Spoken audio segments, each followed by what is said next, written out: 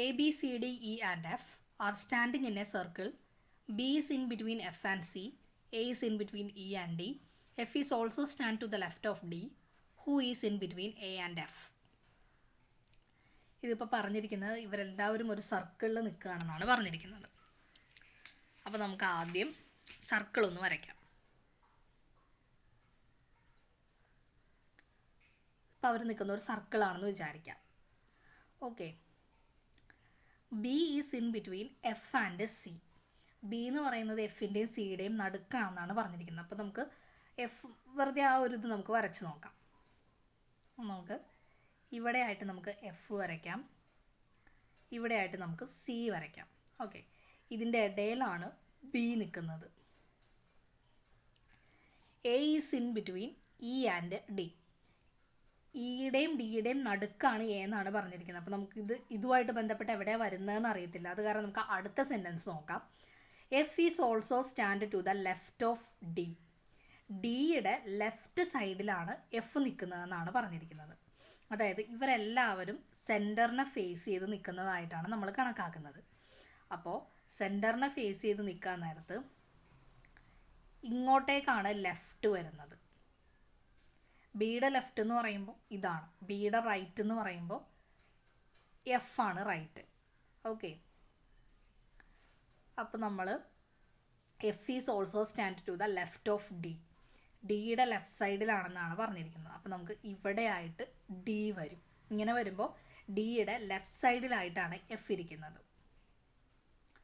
Okay, who is, അപ്പോൾ നമുക്കിനി ആദ്യത്തെ സെൻറ്റൻസ് നോക്കാം. A is in between E and D. ഇയുടെയും ഡിയുടെയും നടുക്കാണ് എ എന്നാണ് പറഞ്ഞിരിക്കുന്നത്. അപ്പോൾ നമുക്ക് കിട്ടിയില്ലേ, ഇവിടെ ആയിട്ടായിരിക്കും അപ്പോൾ എ വരുന്നത്. ഡിയുടെയും ഇയുടെയും നടുക്കാണ് എ, അപ്പോൾ ഇ ഇവിടെ വരും. ഡിയുടെയും നടുക്കാണ് എ എന്ന് പറഞ്ഞിരിക്കുന്നത്. അപ്പോൾ ഇത്രയാണ് ഇതിൽ വരുന്നത്. ഇപ്പോൾ ഇതിൽ ക്വസ്റ്റ്യൻ ചോദിക്കുന്നത് who is between A and F എന്നാണ് ചോദിച്ചിരിക്കുന്നത്. എയുടെയും എഫിൻ്റെയും ഇടയിൽ ആരാണ്? ഡി ആണ്. അപ്പോൾ ഇതിൻ്റെ ആൻസർ ഡി ആണ്. എയുടെയും എഫിൻ്റെയും ഇടയിൽ വരുന്നത് ഡി. അടുത്ത question. A job can be completed in 16 days if you work for 9 hours a day. If the working hours are reduced to 8 hours, how many more days are required? Option A 3 days, option B 2 days, option C 4 days, option D 1 day. ഇതാണ് ചോദിച്ചിരിക്കുന്നത്. ഇത് നമുക്കായിട്ട് ഒരു equation പോലെ നമുക്കിതിട്ട് ചെയ്യാൻ പറ്റുന്ന question ആണ്. That is, ഇവിടെ പറഞ്ഞിരിക്കുന്നത് 16 ഡേയ്സും 9 hours ഉണ്ടെങ്കിൽ ആ ജോബ് കംപ്ലീറ്റ് ചെയ്യാൻ പറ്റും എന്നാണ് പറഞ്ഞിരിക്കുന്നത്. ദാറ്റ് ഈസ് 16 ഡേയ്സും 9 hours ഉണ്ടെങ്കിൽ. ഓക്കെ, അടുത്തത് ഈ പറഞ്ഞിരിക്കുന്നത് എന്താണെന്ന് വെച്ചിട്ടുണ്ടെങ്കിൽ 8 hours ആയിട്ട് അത് വർക്ക് റെഡ്യൂസ് ചെയ്യാണ്.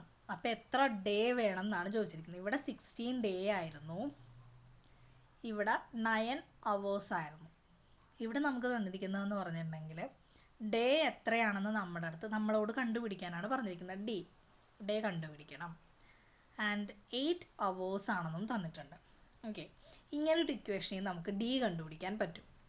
ദാറ്റ് ഈസ് ഡി എന്ന് പറയുന്നത് 16 × 9 ഡിവൈഡഡ് ബൈ 8 ചെയ്താൽ കണ്ടുപിടിക്കാൻ പറ്റും. അത് നമുക്ക് വെട്ടിക്കളയാം. 2 വെച്ച് പോകും, പിന്നെ 9 9 20 18. അങ്ങനെ ഇതിൻ്റെ ആൻസർ 18 ആണ്. 18 ഡേയ്സ് കൊണ്ടാണ് ഇത് കംപ്ലീറ്റ് ചെയ്യുന്നത്. ഓക്കെ, അപ്പോൾ നമ്മൾ ഇതിൽ എത്ര മോർ ഡേയ്സ് റിക്വയർഡ് ആണെന്നാണ് ചോദിച്ചിരിക്കുന്നത്. ആദ്യം വർക്ക് കംപ്ലീറ്റ് ചെയ്യാൻ 16 ഡേയ്സ് മതിയായിരുന്നു. ഇപ്പോൾ വർക്ക് കംപ്ലീറ്റ് ചെയ്യാൻ 18 ഡേയ്സ് വേണം. അപ്പോൾ എന്താണ്, 2 days മോർ വേണം. 2 ദിവസം കൂടെ കൂടുതൽ വേണം. അതിൻ്റെ ആൻസർ ഓപ്ഷൻ ബി ആണ്, 2 days. അടുത്ത ക്വസ്റ്റ്യൻ നോക്കാം. In A code language, if Tom is written as 48 and Dick as 27, how can Harris be written? Option A 45, B 55, C 50, D 40. അപ്പോൾ ഇതിൽ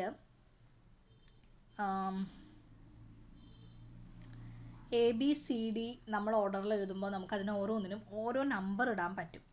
A B C D E F എന്ന് ഇടാൻ നേരത്ത് 1 2 3 4 5 6 ഇങ്ങനെ Z വരെ ഉള്ളത് നമ്മൾ നമ്പർ ഇട്ടുവാണെങ്കിൽ ടോം എന്ന് പറയുന്നത് TOM ടോം എന്ന് പറയുന്നത് ടിയുടെ നമ്പർ എന്നുള്ളത് 20 ആണ്, O 15 ആണ്, M 13 ആണ്. ഇതെല്ലാം കൂടെ ആഡ് ചെയ്യുമ്പോൾ നമുക്ക് കിട്ടുന്നത് 48 ആണ്. അതുപോലെ തന്നെ ഡിക്ക്, അതിൻ്റെ എല്ലാ നമ്പറും ഡി എന്ന് പറയുന്നത് 4 ആണ്, I 9 ആണ്, C 3 ആണ്, K 11 ആണ്. അപ്പോൾ ഇതെല്ലാം കൂടെ ആഡ് ചെയ്യുമ്പോൾ നമുക്ക് കിട്ടുന്നത് 27 ആണ്. ഇതുപോലെ തന്നെ നമുക്ക് ഹാരിസിൻ്റെ എടുക്കാം. HARIS. H എന്ന് പറയുന്നത് 8 ആണ്, A 1, R 18, I 9, S 19. ഇതെല്ലാം കൂടെ ആഡ് ചെയ്യുമ്പോൾ നമുക്ക് കിട്ടുന്നത് 55 ആണ് കിട്ടുന്നത്. അതായത് ഇതിൻ്റെ ആൻസർ ഓപ്ഷൻ ബി ആണ്, 55. അടുത്ത question. 1992 January 1st comes on Wednesday. Then on which day 1998 January 1st comes? Monday, Wednesday, Thursday, Friday. ഇത് നമുക്ക് ഓരോ വർഷമായിട്ട് എഴുതി കണ്ടുപിടിക്കാൻ പറ്റും. ദാറ്റ് ഈസ് 1992 ജാനുവരി 1 എന്ന് പറയുന്നത് ഇവർ പറഞ്ഞിരിക്കുന്നത് വെനസ്ഡേ ആണെന്നാണ് പറഞ്ഞിരിക്കുന്നത്. അപ്പോൾ 1993 ജാനുവരി 1 എന്ന് പറയുന്നത് എന്നായിരിക്കും. അതായത് എപ്പോഴും സാധാരണ വരിക എന്ന് പറയുന്നത് 1992 ജാനുവരി 1 എന്ന് പറയുന്നത് ഇപ്പോൾ വെനസ്ഡേ ആണെങ്കിൽ 93 ജാനുവരി 1 എന്ന് പറയുന്നത് എന്തായിരിക്കും? തേഴ്സ്ഡേ ആയിരിക്കും, വ്യാഴാഴ്ച ആയിരിക്കും. അങ്ങനെ ഓരോ ദിവസം കൂടിയാണ് വരുന്നത്. ഇപ്പോൾ 94 ജനുവരി 1 എന്ന് പറയുന്നത് ഫ്രൈഡേ ആയിരിക്കും. അപ്പോൾ വെനസ്ഡേ, തേഴ്സ്ഡേ, ഫ്രൈഡേ അങ്ങനെ കൂടി വരും. പക്ഷേ ഇതിലൊരു ഇതെന്താണെന്ന് ചോദിച്ചിട്ടുണ്ടെങ്കിൽ 92 എന്ന് പറയുന്നത് ഒരു ലീപ്പ് ഇയർ ആണ്. അതുകൊണ്ട് ഇവിടെ വെനസ്ഡേ വന്നു കഴിഞ്ഞാൽ ഇവിടെ അടുത്ത വർഷം ജാനുവരി 1 വരുമ്പോൾ നെക്സ്റ്റ് ഡേ വരില്ല, അത് കഴിഞ്ഞിട്ടുള്ള ഒരു ദിവസമാണ് വരുള്ളൂ. That is Friday. Okay, leap year ആയതുകൊണ്ട് മാത്രം. അല്ലെങ്കിൽ ഇവിടെ തേഴ്സ്ഡേ വന്നേനെ. ലീപ്പ് ഇയർ അല്ലാത്തത് കൊണ്ട് ലീപ്പ് ഇയർ ആയതുകൊണ്ട് ഇവിടെ ഫ്രൈഡേ ആണ് വരുള്ളൂ. തേഴ്സ്ഡേ ഒരു ദിവസം കൂടെ അതിലേക്ക് ആഡ് ചെയ്ത് വരേണ്ട വരും. അടുത്തതെന്ന് പറയുന്നത് 94 ആണ്. 94 ജാനുവരി 1 എന്ന് പറയുന്നത് ഫ്രൈഡേ കഴിഞ്ഞിട്ടുള്ള നെക്സ്റ്റ് എന്ന് പറയുന്നത് സാറ്റർഡേ. ഓക്കെ, അടുത്തത് 95 ആണ്. 95 ജാനുവരി 1 എന്ന് പറയുന്നത് സൺഡേ ആയിരിക്കും. അടുത്തത് 96 ജാനുവരി 1 എന്ന് പറയുന്നത് മൺഡേ ആയിരിക്കും. പക്ഷേ ഈ 96 എന്ന് പറയുന്നത് ഒരു ലീപ്പ് ഇയർ ആണ്. അതുകൊണ്ട് 1997 എന്ന് പറയുന്നത് ട്യൂസ്ഡേ വരില്ല, വെനസ്ഡേ ആണ് വരുള്ളൂ. അടുത്തത് 1998 ജാനുവരി 1 എന്ന് പറയുന്നത് അപ്പം എന്തായിരിക്കും? തേഴ്സ്ഡേ ആയിരിക്കും. ഓക്കെ, അപ്പോൾ 1998 ജാനുവരി 1 തേഴ്സ്ഡേ. ഓപ്ഷൻ സി ആണ് ഇതിൻ്റെ ആൻസർ. അടുത്ത ക്വസ്റ്റ്യൻ.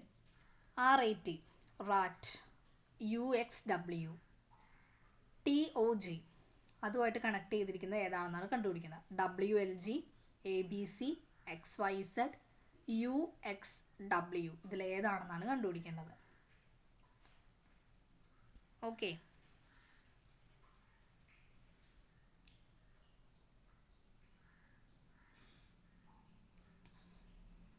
അപ്പം ഇവിടെ റാറ്റിന് ഈക്വൽ ആയിട്ടുള്ളതാണ് UXW എന്ന് പറയുന്നത്. അപ്പോൾ ഈ ആറും ഈ യുവും തമ്മിലുള്ള ബന്ധമാണ് നമ്മൾ നോക്കുന്നത്. 6 കഴിഞ്ഞിട്ട് 2 സ്പെല്ലിങ് ST, അത് കഴിഞ്ഞിട്ടാണ് ഇവിടെ U വരുന്നത്. ഓക്കെ, 6 കഴിഞ്ഞ് ST കഴിഞ്ഞ് U വരും, 2 ലെറ്റേഴ്സ് കഴിഞ്ഞ് U വരും. ഇനി നമ്മളിവിടെ T എടുത്ത് നോക്കിയാലും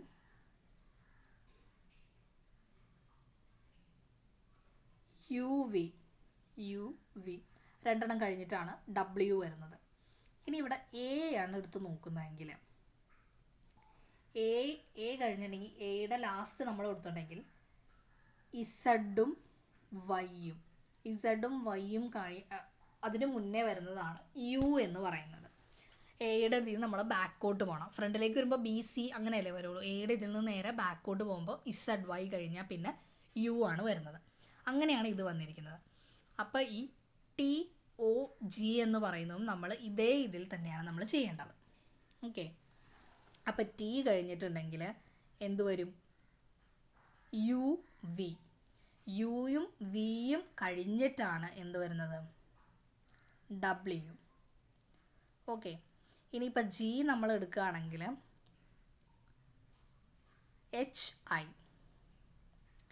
എച്ചും ഐയും രണ്ടെണ്ണം. ഇത് രണ്ടെണ്ണം കഴിഞ്ഞിട്ടാണ് ജെ വരുന്നത്. ഓക്കെ, അപ്പം ഡബ്ല്യു ജെ നടുക്കത്ത് നമ്മൾ കണ്ടുപിടിച്ചിട്ടില്ല, നടുക്കത്ത് ഓയായിരുന്നു. അപ്പം ഡബ്ല്യു ജെ വെച്ചിട്ട് ഒരെണ്ണം തന്നെ വരുന്നുള്ളൂ, ഓപ്ഷൻ എയിൽ വരുന്നതാണ് വരുന്നുള്ളൂ. പിന്നെ നമുക്ക് ഓയും കൂടെ വേണമെങ്കിൽ കണ്ടുപിടിക്കാം. ഓയുടെ രണ്ടെണ്ണം മുമ്പിലുള്ളത്, അതായത് എം എന്നിന് മുമ്പിലുള്ളത് അത് എൽ ആണ്. അപ്പോൾ WLJ എന്നുള്ളതാണ് ഇതിൻ്റെ ആൻസർ വന്നിരിക്കുന്നത്. ഓക്കെ,